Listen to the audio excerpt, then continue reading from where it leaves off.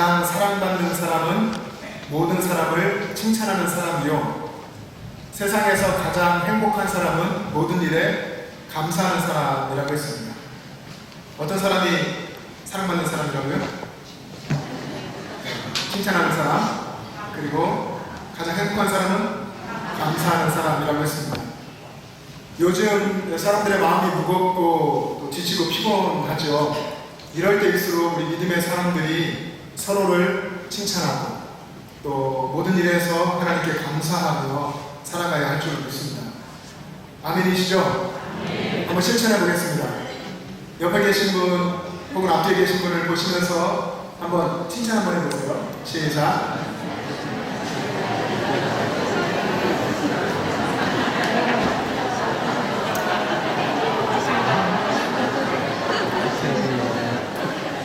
네, 이런 것도 사실 다 훈련입니다.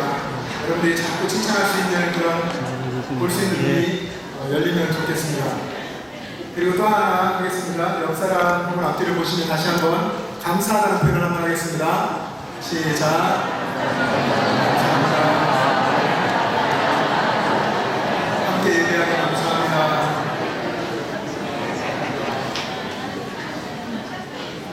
네, 옆에 앉아주셔서 감사하고 얼마나 감사한 것이 많습니까? 우리가 원망과 불평에 쌓이면 다 잃어버리죠.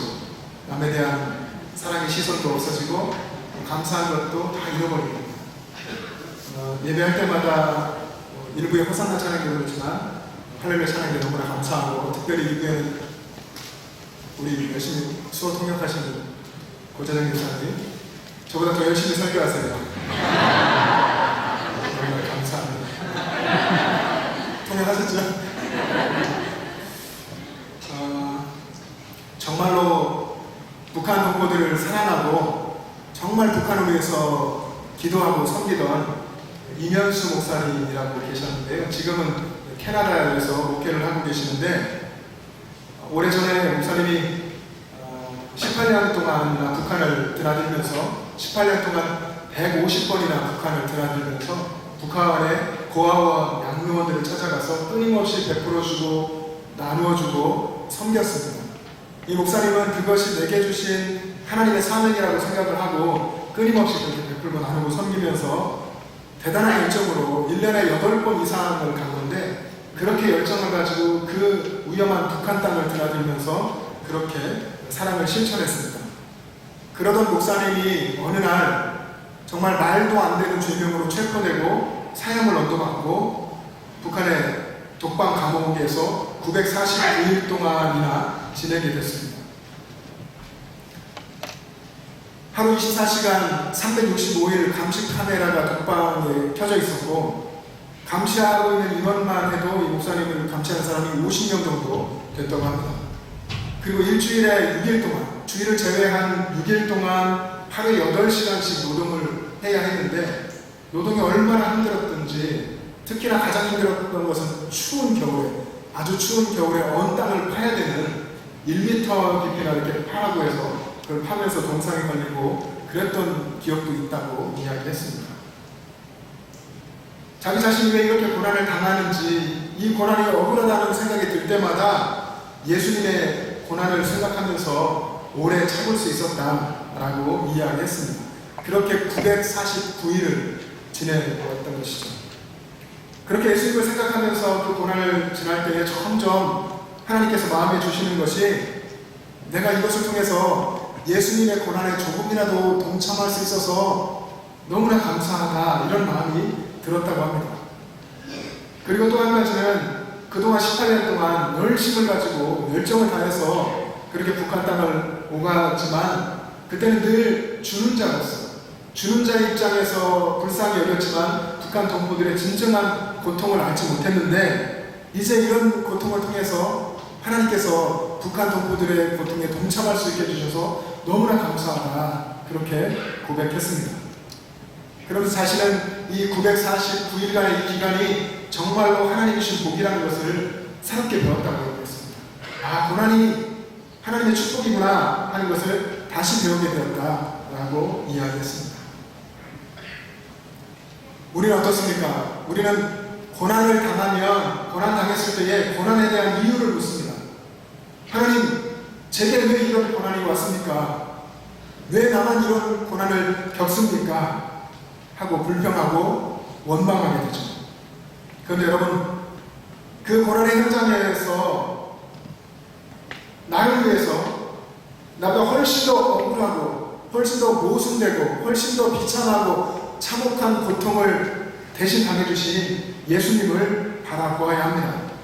고난 속에서 예수님을 우리가 바라보면 나를 위해서 십자가에 고통당하시고 피를 흘려주신 예수님을 바라보면 우리가 고난도 감사할 수 있게 되는 것입니다. 우리가 겪고 있는 고난이 참 다양합니다.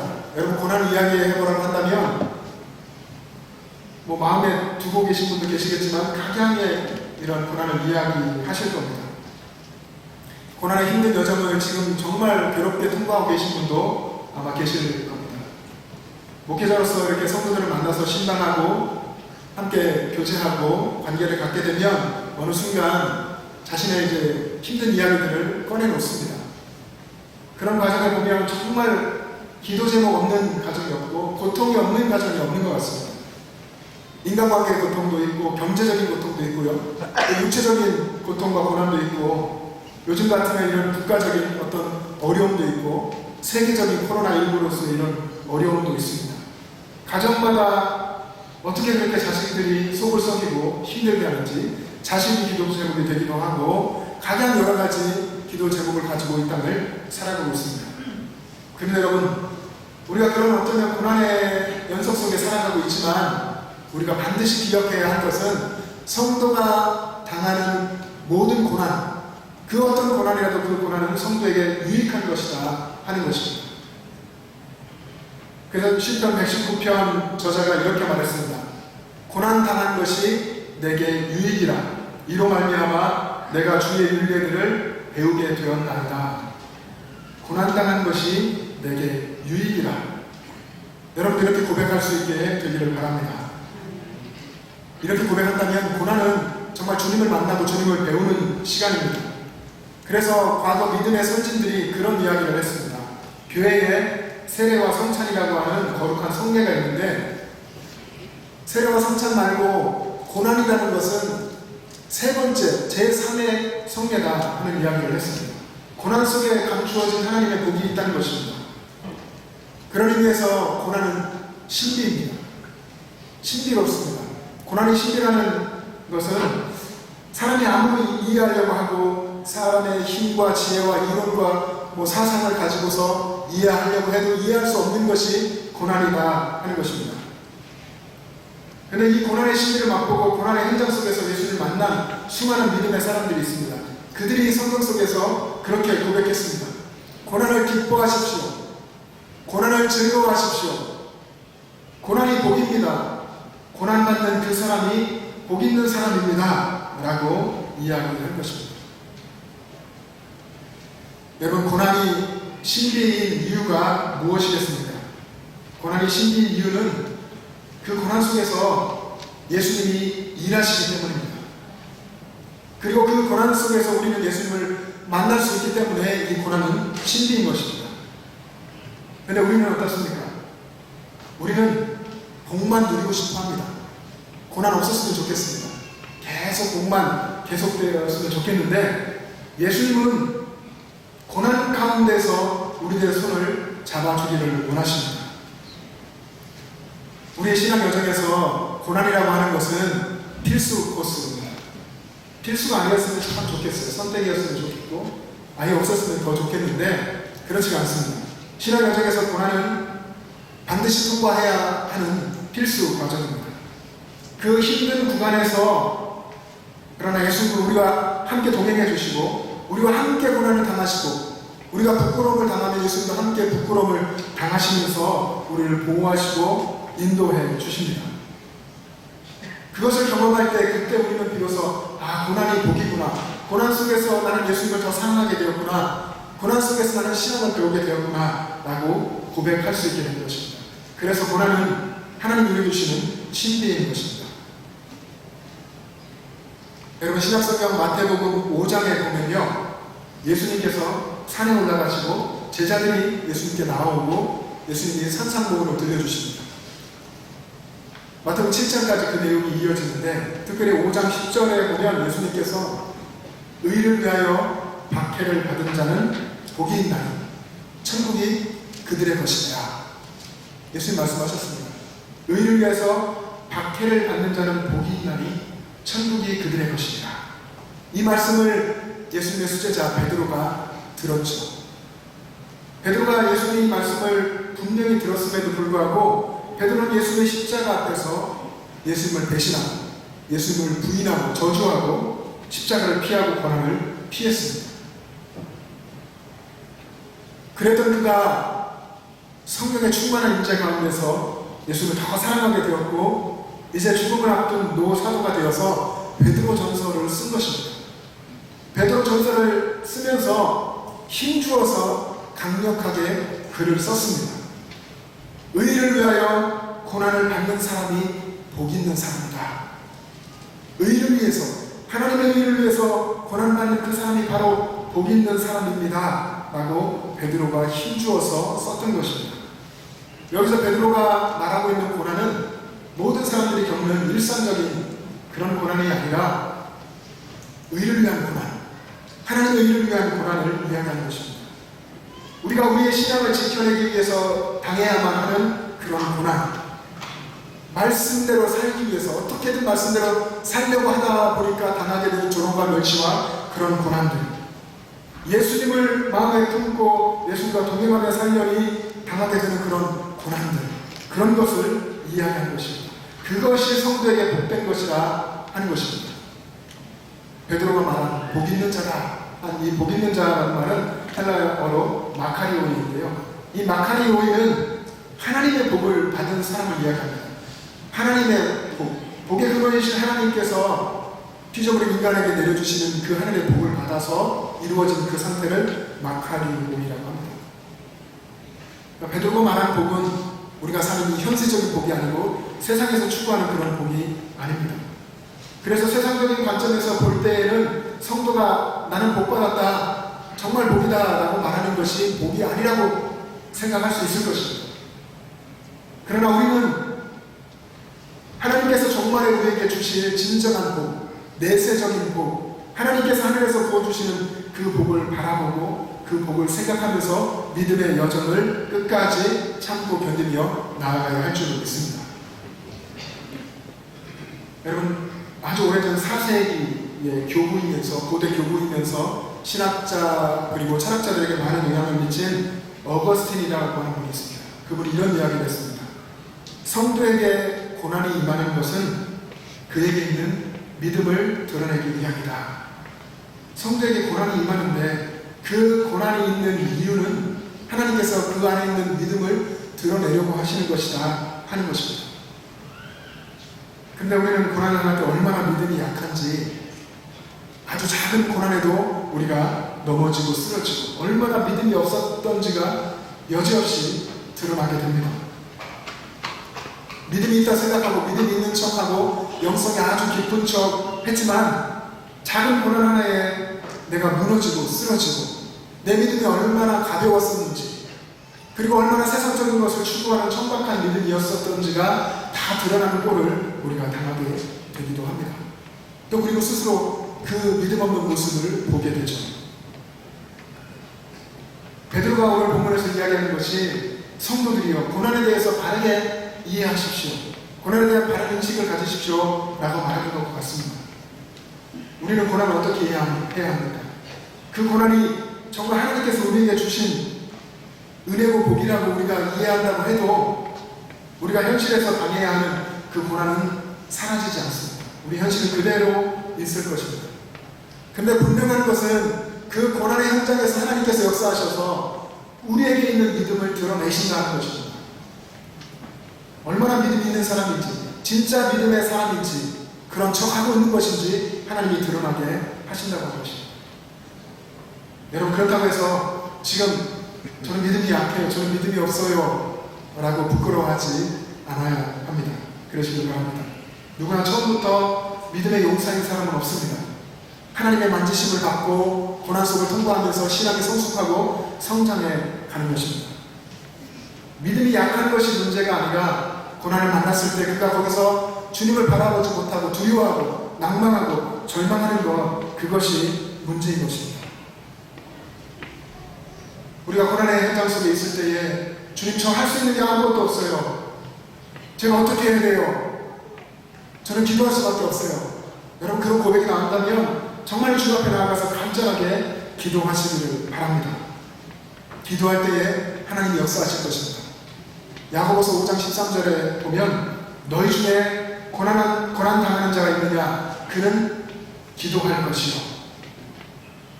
고난 당하는 자가 있느냐? 그는 기도할 것이다 이야기했습니다. 여러분, 정말 삶이 너무나 힘들고 이 문제가 해결될 것 같지 않고 정말 죽을 것 같이 힘들어도 주님이 말씀하신 이 말씀을 믿고 여러분 삶 속에서 인내하고 또 기도하시고 발버둥치고 믿음으로 살기 애쓰고 주님을 붙드시기를 바랍니다. 주님을 바라보기를 힘쓰면 주님께서 반드시 역사하시고 여러분 믿음의 체험을 하게 하실 것입니다. 그 믿음의 체험과 경험을 통해서 여러분의 믿음의 눈이 떠지고 여러분 삶 속에 오셔서 고통당하신 예수님을 보게 하실 것입니다. 그리고 고난이 복이구나. 내가 고난 속에서 십자가 은혜를 깨달았구나. 내가 고난 속에서 정말 주님의 그 은혜를 알게 되었구나 라고 그 고난의 신비를 고백하게 될 것입니다.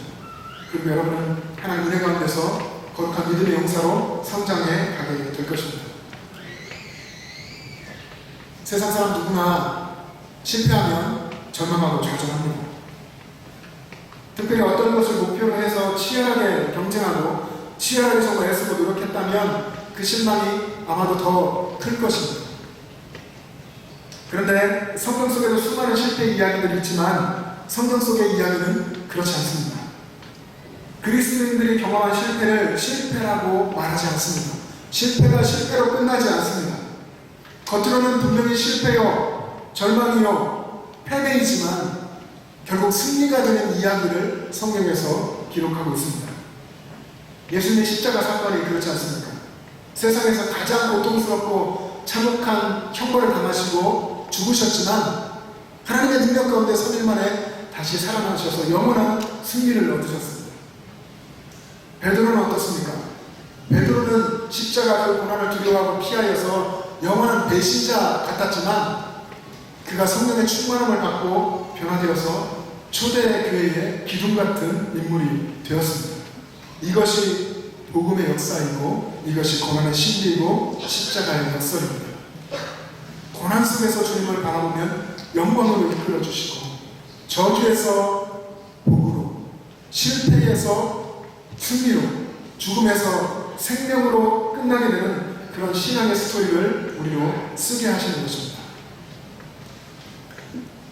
예수를 만난 후에 고난과 실패의 연속인 삶을 살았던 바울이 있습니다. 바울은 그가 성경 속에서 2번이나 간증을 하는데요. 그는 예수를 만나고 수없이 매를 맞았고 감옥에 갇혔고 돌에 맞고 배신당하고 춥고 헐벗고 굶주렸고 그리고 죄수가 되어서 순교를 당했다라고 그렇게 기록하고 있습니다. 누가 보아도 그의 인생은 실패한 인생이 분명합니다. 실패의 전형적인 인물 같습니다. 그렇게 잘 나가는 인생이 변화되어서 완전히 고난과 실패 속에 있었던 것 같습니다. 그러나 성경은 바울이 위대한 이방인의 사도였다라고 증언했습니다. 하나님의 부르심을 받아서 이방 땅의 땅끝까지 복음을 전한 이방의 빛으로 하나님께 쓰임받고 그가 고난당하고 순교까지 했지만 오히려 그는 하나님의 영광을 드러낸 위대한 승리자다라고 성경이 증언하고 있습니다. 사랑하는 여러분, 인생에서의 고난, 그 실패조차도 승리로 경험하는 그리스도인이 누구입니까? 고난 속에서 하나님을 찬양하고 고난 속에서 기도하고 고난 속에서 우리가 감사하고 하나님의 복을 이야기하는 그리스도인은 도대체 누구입니까? 베드로전서 2장 9절에서 베드로는 그리스도인의 정체성에 대해서 이야기합니다. 그리스도인은 누구인가?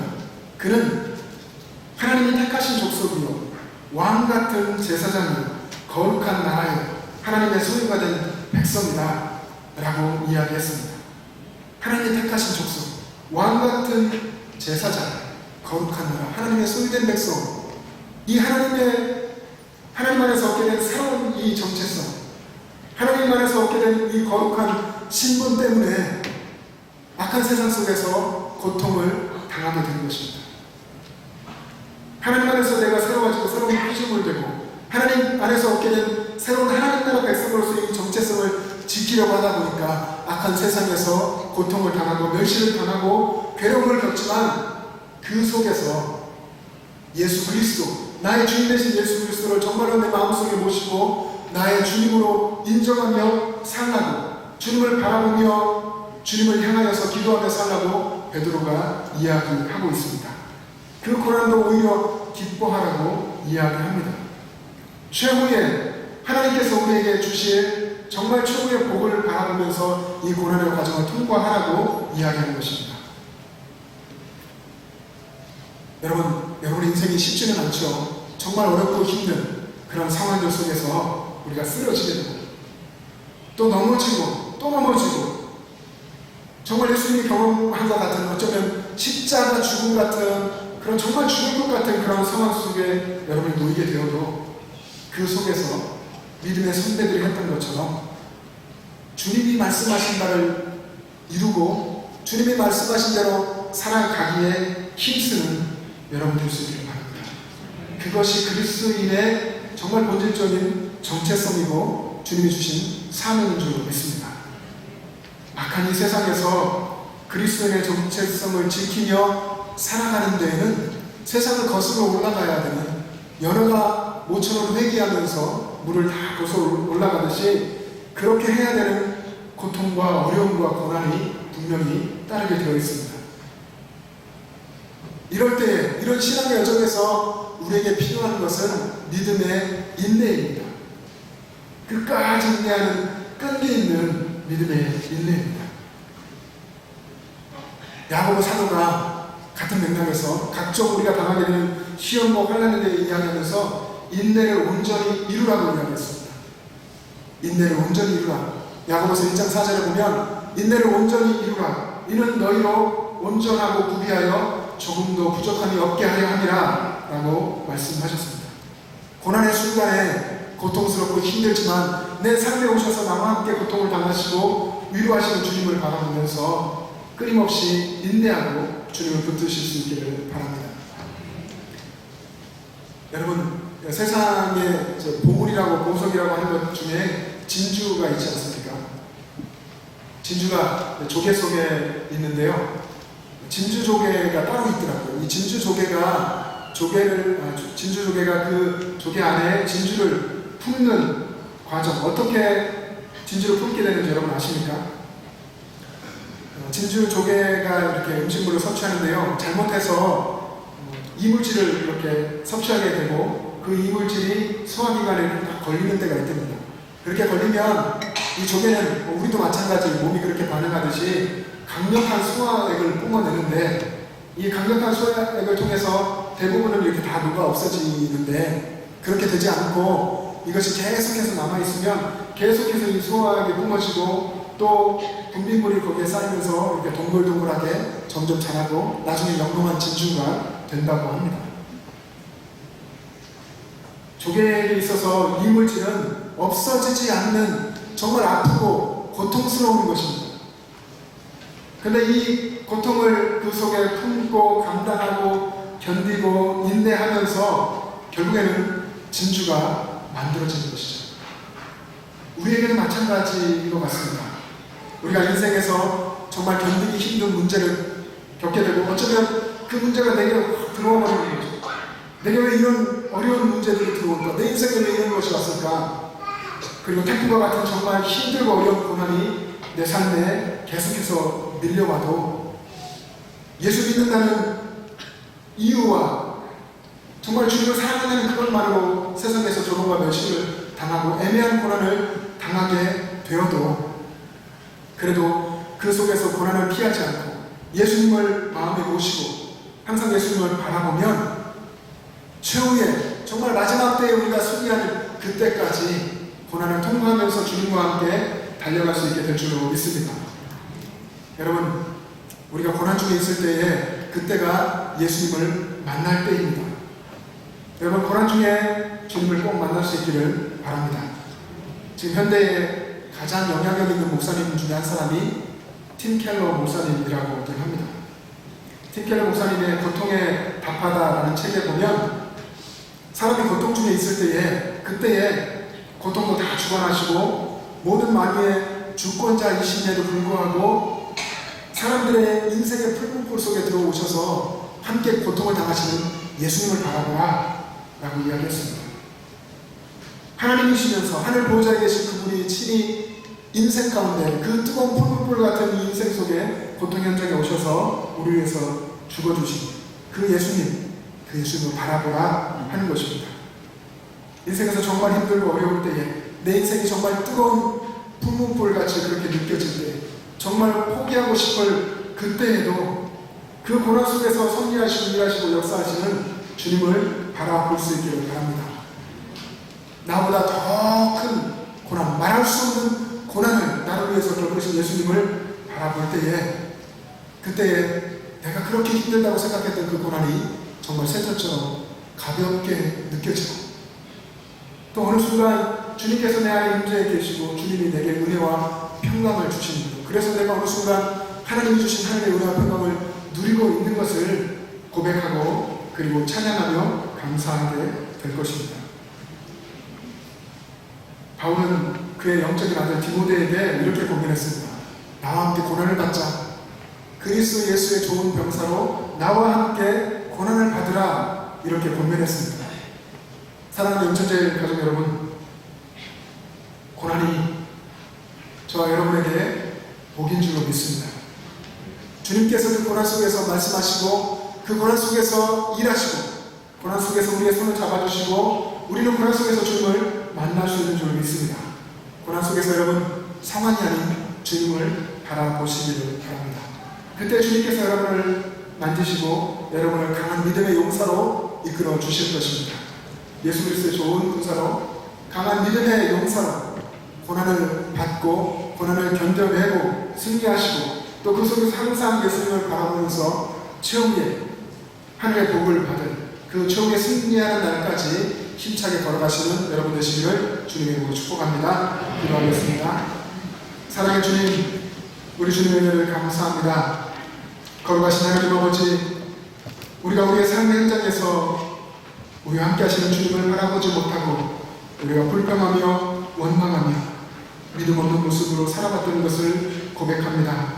우리 주님, 우리를 긍휼히 여겨주시고 우리의 눈을 뜨게 하여 주셔서 우리의 삶에 오셔서 일하시고 역사하시는 우리 주님을 바라보게 하시고 주님을 더욱 사랑하게 하여 주시옵소서. 날마다 순간순간마다 주님을 나의 주님으로 인정하고 고백하며 살아가는 저희들의 삶이 되게 하여 주시옵소서. 감사드리며 예수님의 이름으로 기도합니다. 아멘.